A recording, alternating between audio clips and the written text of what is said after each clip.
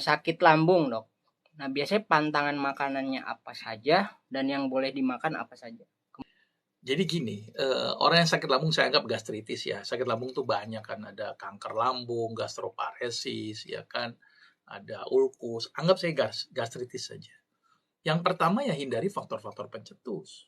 Faktor pencetus itu berarti bisa mengiritasi atau bisa menyebabkan rangsangan pengeluaran dari asam lambung. Hindari faktor-faktor pencetus seperti cabai itu ya, lada ya, bawang putih juga ini yang kadang-kadang sering juga lupa itu. Bawang putih itu ternyata iritatif sekali loh. Hati-hati pada orang-orang yang punya gastritis dengan mengkonsumsi bawang putih. Itu cukup beresiko ya. Terus kemudian santan ya itu bikin tidak nyaman itu biasanya. Susu walaupun ini masih pro dan kontra tapi buat saya mendingan dihindarkan dulu lebih baik atau diganti dengan susu kedelai. Itu jauh lebih aman misalnya ya. Terus kemudian yang menghasilkan gas berlebih seperti kol, toge, brokoli itu ya. Terus kemudian apalagi tuh semangka, duren, nangka itu dihindari dulu, itu akan menambah risiko tuh faktor-faktor itu.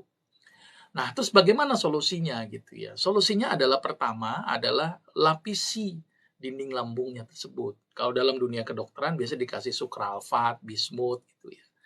Tapi kalau dalam tanaman obat ada beberapa tanaman obat yang mampu melapisi mukosa daripada lambung, sekaligus juga bisa menghambat pertumbuhan Helicobacter pylori, sekaligus juga merangsang tuh regenerasi dari dinding lambung itu sendiri yaitu dengan menggunakan kunyit.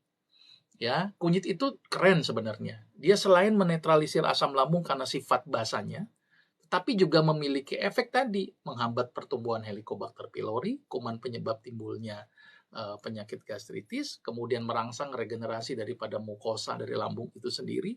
Nah, itu dari kunyit tadi. Kunyit ini mudah, gampang didapat, resiko efek sampingnya sangat minimal, bahkan tidak ada efek samping ya. Karena kita sudah buktikan makan kunyit berjuta-juta tahun toh aman juga. Nah, ini solusi yang paling sederhana. Kenapa ini saya sarankan? Ini kan gampang didapat itu ya.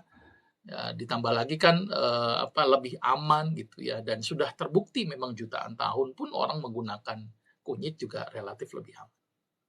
Wallahualam, kira-kira begitu. Terus untuk saran makanannya, Dok? Tadi saran makanan hindari faktor-faktor pencetus Iya, gitu yang boleh, ya. Dok, yang Ya, boleh. kalau yang boleh ya ikuti cara makan Nabi sebenarnya kan. Cara makan Nabi itu sebaiknya tadi ya jangan sampai makan berlebihan. Jadi udah kenyang ya stop. Jangan telat-telat makan. Ya, makan sedikit itu ya, sedikit porsi kecil, kunyah yang lama. Bahkan Islam mengajarkan makan sampai 3 jari gitu kan, karena porsi sedikit, ngunyahnya yang lama. Makanan-makanan yang dibolehkan yang selain yang saya sebutkan tadi, itu kan. Artinya pilihlah makanan yang tidak pedas tadi, ya. Terus kemudian pilihlah makanan-makanan yang tidak mengandung santan misalnya. Pilihlah makanan-makanan yang tidak mengandung faktor-faktor tadi pencetus. Kalau buah sebaiknya pilihlah pepaya dan melon, itu jauh lebih aman, lebih secure. Begitu kira-kira.